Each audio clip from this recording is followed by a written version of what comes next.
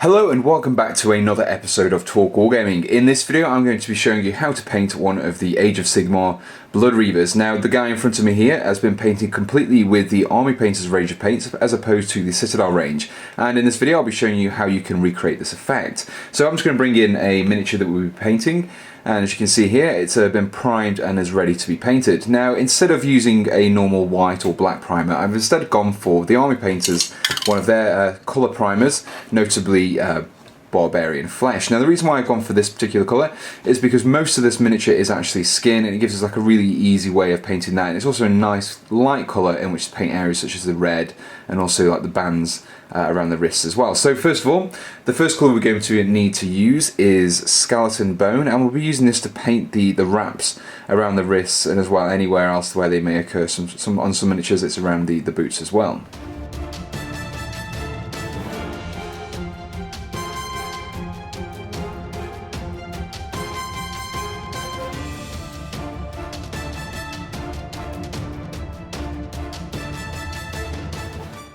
So now that the wraps and also the bone areas of the miniature have been painted with Skeleton Bone, I'm now going to be painting the trousers with Oak Brown.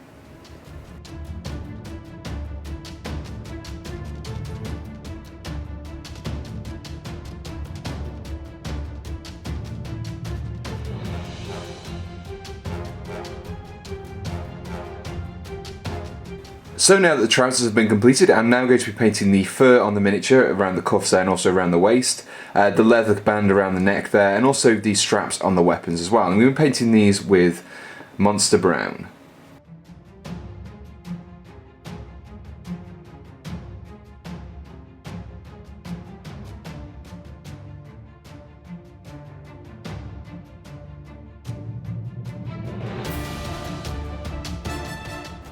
So now that the fur has been completed, the next step is to paint the boots, and for this I'll be using matte black.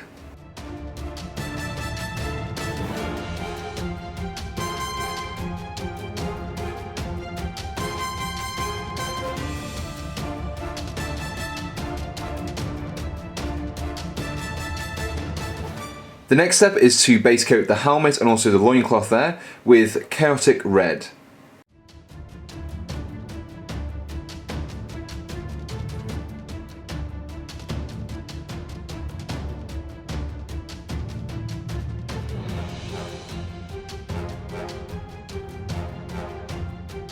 With the red areas completed, it's now time to paint the horns on the helmet, and for this we'll be using Uniform Grey.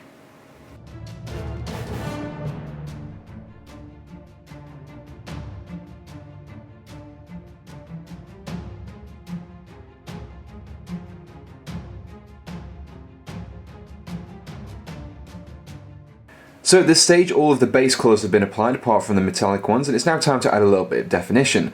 And for this we'll be using the inks, and we're going to start off with dark tone ink wash, and we're going to be going over the trousers and also the horns with this.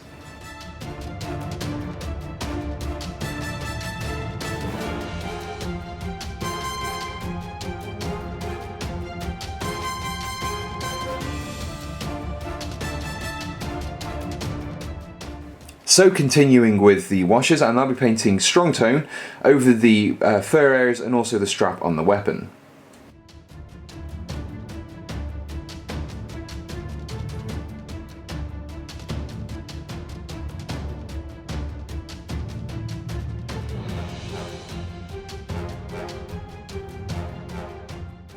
The next wash we'll be applying is to the bones and also these straps on the forearms as well, and we'll be using soft tone ink wash for this.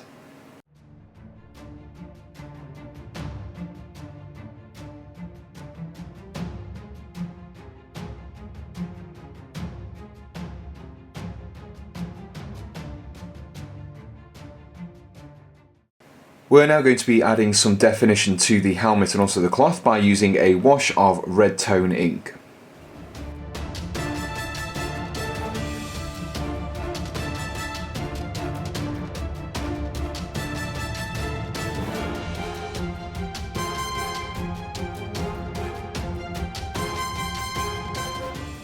So the final wash that we'll be performing before we move on to the highlights are over the skin areas, and for this we'll be using the flesh wash.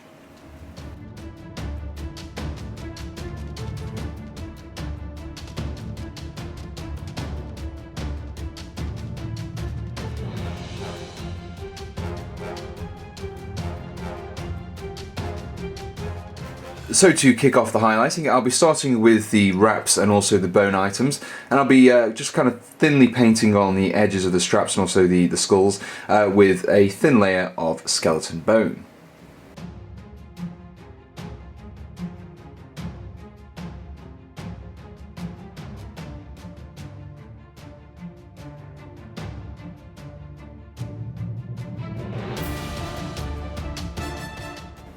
Next we'll be highlighting the creases and the folds in the trousers using leather brown.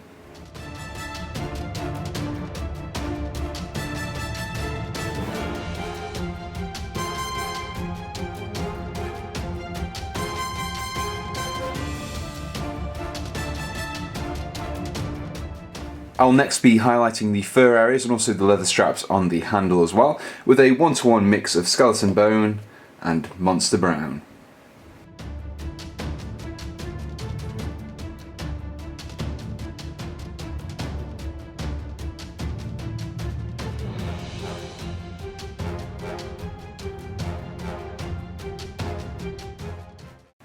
To highlight the helmet and the loincloth, we'll be using Dragon Red.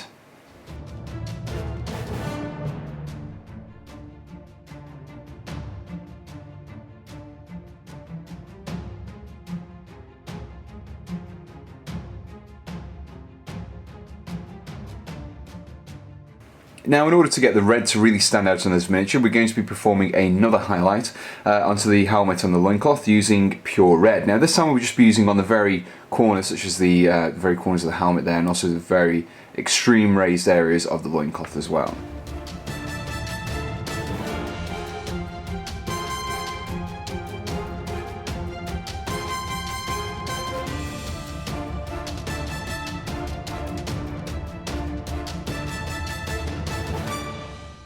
So the next step is to paint the skin, and what we're going to try to achieve is a kind of a pallid flesh look, and for this we'll be using a mixture of matte white and tan flesh, mixed in about a 1-to-1 ratio to give us a nice colour that we can use to highlight the skin areas.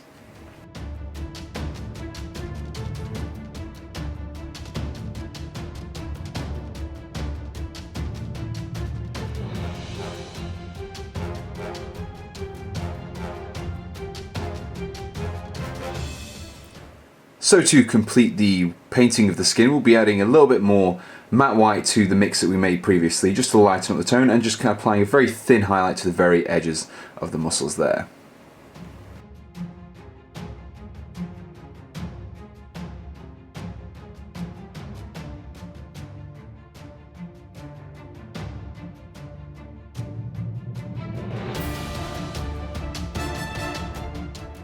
So I'll now be highlighting the boots with uniform grey.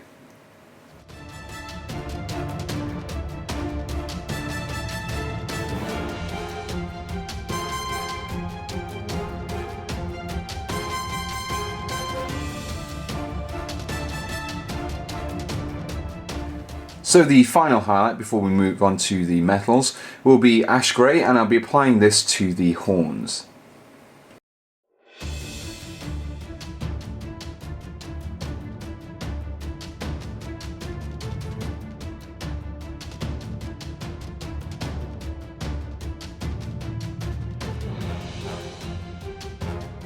So now it's time to start painting the metal areas, and I'll be painting the blades, both the sword and the axe, and also the shaft of the axe as well. I'll be painting these with gunmetal.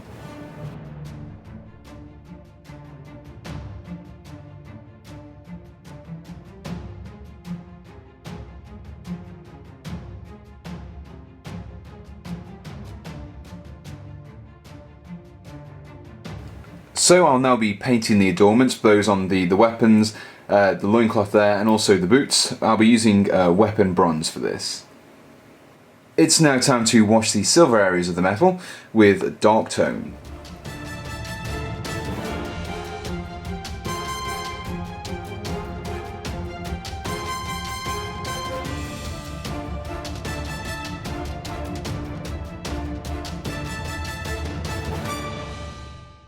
So the next wash we'll be doing will be on the bronze areas, and for this I'll be using strong tone.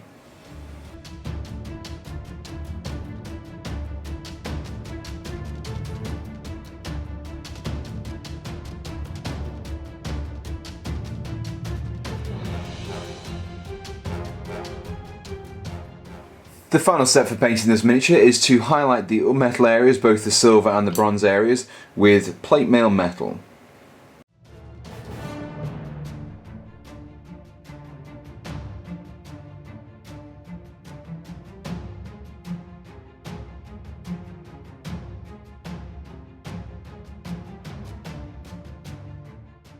So here we have the completed Bloodreaver painted with the Army Painter's range of paints. And as you can see, it's a very quick, easy way of getting your Bloodreavers painted up so you can kind of get your entire force of horde of Bloodreavers ready on the table. And I've just bring in this guy here who's painted in the exact same way. Now, if you would like to see more Games Workshop painting tutorials used with the Army Painter range, let me know in the comments below. And until next time, thanks for watching and goodbye.